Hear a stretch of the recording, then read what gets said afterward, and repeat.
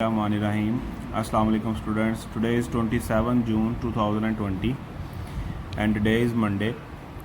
Today we are going to study a different topic. Yes, from last lecture we have studied about simple harmonic motion and the second topic of this chapter is that is wave. तो आज हम लोग wave के बारे में कुछ study करेंगे. That is from page number 7 and 8. Wave, what is wave? Wave is the disturbance the medium. Wave जो है ये एक तरह की डिस्टर्बेंस है किसी मीडियम में. अब उस मीडियम में, जिस मीडियम में ये डिस्टर्बेंस काज होगी, अब ये डिस्टर्बेंस क्या करेगी? Which cause the particle to undergo vibratory motion. इस डिस्टर्बेंस ने क्या करना है, जो मीडियम में पैदा की गई है, इसने उस मीडियम के जो पार्टिकल्स हैं उसको मूव करवाना है और मूव करवाना है इन वाइब्रेटरी मोशन में.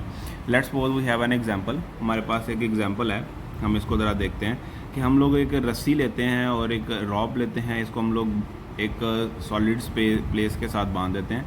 यहाँ पे एक आप कंसीडर कर लें कोई पॉइंट पी को आप कंसीडर करें तो यहाँ पे आपको पता लगेगा कि ये अपवर्ड और डाउनवर्ड मूवमेंट करती है कि नहीं करती है. आप क्या करते हैं, आप यहाँ से इसको अपवर्ड मूव करते हैं, यानी जिस तरह हम लोग रस्सी को हिलाते हैं ऊपर की तरफ, तो हम लोग इसको ऊपर की तरफ हिलाएंगे तो ये एक वेव इसमें प्रोड्यूस होगी. ये वेव जो ये चीज़ प्रोड्यूस हुई है दैट इज़ डिस्टर्बेंस. अब ये डिस्टर्बेंस जो प्रोड्यूस हुई है किसमें, इस रस्सी में, तो हम लोग इसको कहेंगे जी हम लोगों ने डिस्टर्बेंस काज कर दी इन अ मीडियम. तो ये क्या करेगा, ये मूव करेगा. अभी जैसे जैसे ये मूव करेगा तो आप देखेंगे यहाँ पे जब ये मूवमेंट आगे की तरफ गई तो इसने पी पॉइंट को ऊपर की तरफ मूव किया. फिर जब ये वापस, यानी ये मूवमेंट जब पूरी हो गई और ये मूवमेंट जब वापस आई तो इसने पी को क्या किया, डाउनवर्ड मूव किया. तो हम लोग इस तरह कह सकते हैं कि जी इसने क्या किया, जो हम लोगों ने मूवमेंट काज की यहाँ पे प्रोड्यूस की मीडियम में, वो अपवर्ड और डाउनवर्ड मूवमेंट, और अपवर्ड एंड डाउनवर्ड मूवमेंट को हम लोग पढ़ते हैं दैट इज़ वाइब्रेटरी मोशन. और ये रेगुलर इंटरवल में होगा, यानी अगर किसी ख़ास टाइम को यहाँ पे कंसिडर कर लें तो वो उसी टाइम पे होगा. यानी अगर एक वेव जो है 1 मिनट में प्रोड्यूस हो रही है, यानी आगे की तरफ मूव कर रही है, तो वही वेव जो है 1 मिनट में वापस आएगी. The next topic is that is the types of waves. हम लोगों ने अभी वेव की डेफिनेशन पढ़ी. That is wave is the disturbance in the medium which cause a particle of the medium to undergo vibratory motion. हमने उन particles को vibratory motion में मूव करवाया. अब there are 2 types of waves. Number 1 is mechanical wave, number 2 is electromagnetic waves. अब mechanical wave की definition क्या है? Which require any medium for their propagation. Propagation कहते हैं स्प्रेडिंग को, यानी ऐसी वेव जिसको स्प्रेड करने के लिए, यानी फैलने के लिए किसी मीडियम की ज़रूरत हो, उसे हम लोग कहेंगे मैकेनिकल वेव. फॉर एग्जांपल अगर मैं यहाँ पे साउंड की बात करूँ तो साउंड तब तक आपके कानों तक नहीं पहुँचेगी या आप तक नहीं पहुँचेगी जब तक हमारे और मेरे और आपके दरमियान में हवा नहीं होगी.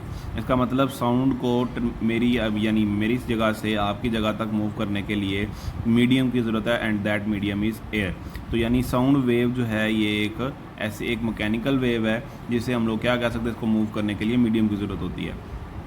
Water wave, wave from spring and string, यानी धागे के साथ और जो स्प्रिंग है उसके साथ उसकी जो मूवमेंट है उससे जो वेव्स प्रोड्यूस होती हैं, ये भी जो है एक तरह की मैकेनिकल वेव है. नेक्स्ट टॉपिक में या नेक्स्ट लेक्चर में इंशाल्लाह हम लोग मैकेनिकल वेव की जो है ये एग्जांपल पढ़ेंगे, वेव फ्रॉम स्प्रिंग और स्ट्रिंग.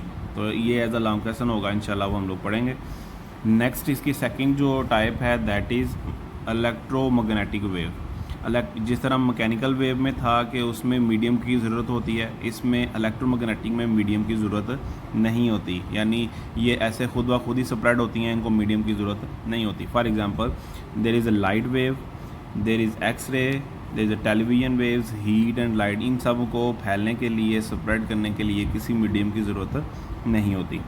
बुक पे देख लेते हैं ज़रा कि बुक पे यहाँ पे ये कहाँ पे है. पेज नंबर 8 ओपन करेंगे आप. यहाँ पे आपके पास सबसे पहले वेव की डेफिनेशन लिखी है. Wave is a disturbance in the medium which cause particle of the medium to undergo vibratory motion about their mean position in equal interval of time. यानी अगर आप इसकी डेफिनेशन को रीड करें तो वेव एक डिस्टर्बेंस है जो मीडियम में कॉज करते हैं, जो कि पार्टिकल्स को मूव करवाएगी in vibratory motion about their mean position in equal interval of time. There are 2 categories of wave. 1 is mechanical wave, number 2 is electromagnetic wave. नीचे उनकी डेफिनेशंस लिखी हैं. Wave which require any medium for their propagation. Examples के तौर पे उन्होंने नीचे आपको water wave, sound wave, wave produce on the string and spring. उसके बाद आप यहाँ पे इलेक्ट्रोमैग्नेटिक वेव की डेफिनेशन देखें, फिर उसके एग्जांपल्स। इन ये सारा आपने याद करना है, कोई चीज़ यहाँ से स्किप नहीं करनी।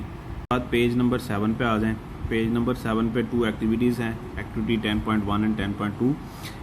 इसको हम लोग अभी इसलिए देख रहे हैं ताकि हम लोग जो 1-2 दिन में टॉपिक स्टडी करेंगे, that is wave is a carrier of energy, तो उसमें हमें इसकी काफ़ी हेल्प मिल जाएगी।